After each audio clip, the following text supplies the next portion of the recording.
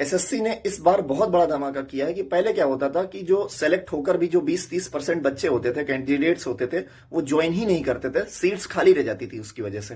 तुम्हारा नंबर भी नहीं आ पाता था, भले ही तुम सिर्फ 2-3 नंबर से पीछे हो। अब एसएससी का नया स्लाइडिंग स्कीम आ चुका है। अगर कोई भी बच्चा, कोई भी सिलेक्टेड बंदा जो ज्वाइन नहीं करता है, तो अगला नंबर जिसका है उसको सीट वो मिल जाएगी। ठीक है, मतलब यह है कि अब कम मार्क्स पर भी आपकी जॉब लग सकती है। ठीक है, कट ऑफ 2-3-5 नंबर जो है उसमें कम हो सकता है। तो आइए दोस्तों, मैं आपको बोर्ड पर सारी चीजें समझा देता हूँ कि सारी चीजें हैं क्या, जो अपडेट आया है वो आपको समझा देता हूँ। फाइनल लिस्ट से पहले कैंडिडेट को मिलेगा सीट फिट फिक्स फ्लैट करने का मौका, फ्लॉट करने का मौका। ये आपको मैं आगे समझाऊंगा कि ये है क्या, जो फिक्स और फ्लॉट है। ठीक है, वो क्या है, ठीक है, वो मैं आपको समझाता हूँ। और जो नियुक्तियां होती थी, नियुक्तियां हो और ज्यादा से ज्यादा नियुक्तियां हो, ज्यादा से ज्यादा लोग इसमें फॉर्म भरें और उसमें सेलेक्ट हो, उसमें सीट खाली न रह जाए, इस वजह से एसएससी ने यह नया तरीका अपनाया है। पिछले कुछ सालों से 20 से 30% ऐसे बच्चे थे, ऐसे स्टूडेंट्स हैं जो ज्वाइन ही नहीं करते थे, मतलब सिलेक्शन होने के बाद ये सीट लेते ही नहीं थे, ज्वाइन नहीं करते थे। उस वजह से क्या होता था कि सीट्स, बहुत सारी सीट्स खाली रह जाती थी, तो समस्या होती थी। ठीक है, इस वजह से एसएससी ने नया तरीका अपनाया है। और जो नए तरीके में पांच, अब क्या होगा कि एसएससी ने 5 से 10% ही जो सीटें वो खाली रहने का उन्होंने चांसेस बनाए, इतनी ही खाली रहे, इससे ज्यादा ना हो कि 10, 20, 30% सीटें खाली हो जा रही हैं। जो बच्चे बचे हुए हैं, जो बच्चे सेलेक्ट होने के उनके चांसेस हैं, उनको भी मौका मिले और ज्यादा से ज्यादा बच्चों को इसमें मौका मिलता रहे। ठीक है, तो जैसे मान लीजिए अभी 18 और 19 को सीजीएल का मेंस है। ठीक है, मैं एक एग्जाम्पल के माध्यम से आपको समझाता हूँ। और उसका 18 और 19 को जो सीजीएल का पेपर है, मेंस है, उसमें मान लीजिए जो बच्चे सेलेक्ट होते हैं उनका रिजल्ट आ जाता है। ठीक है, जैसे हम मान लीजिए सपोज करते हैं कि 100 सीट है, मान लो 100 सीट है। ठीक है, 100 सीट्स है।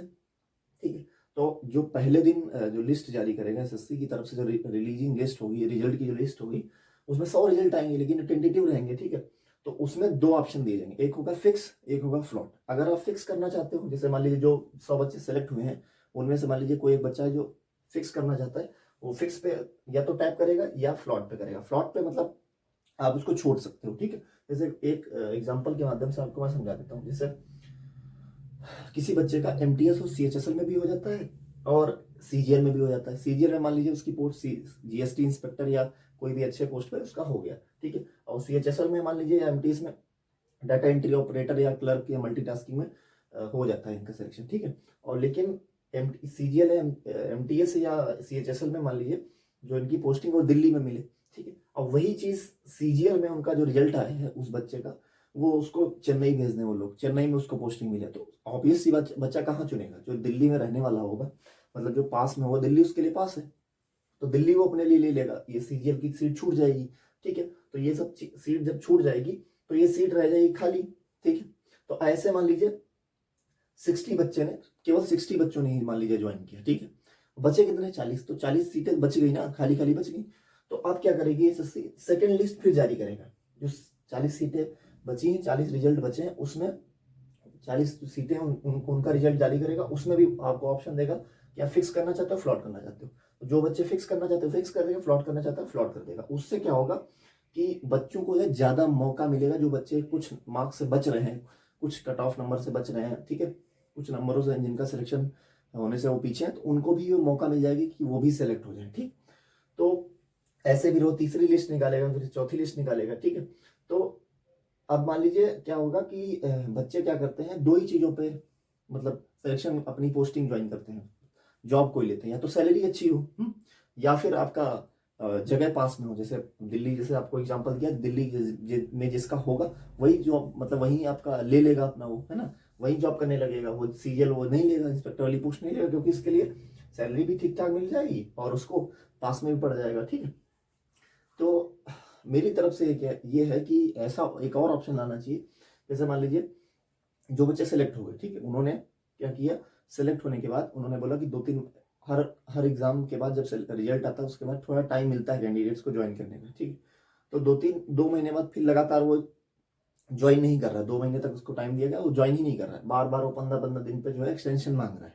उस चक्कर में क्या है, वो सीट मान लीजिए खाली रह जाती है। ठीक है, वो सीट खराब हो जाती है। तो इस वजह से ये करना चाहिए कि जो वो सीट छोड़ रहा है और 15-15 दिन का एक्सटेंशन मांग कर भी सीट छोड़ दे रहा है, उसमें फाइन भी लगाना चाहिए, ठीक है, फाइन लगाए ताकि वो बंदा ऐसी गलती ना करे, ताकि और बच्चों को भी मौका मिल पाए, ठीक है। ये चीज़ भी करनी चाहिए।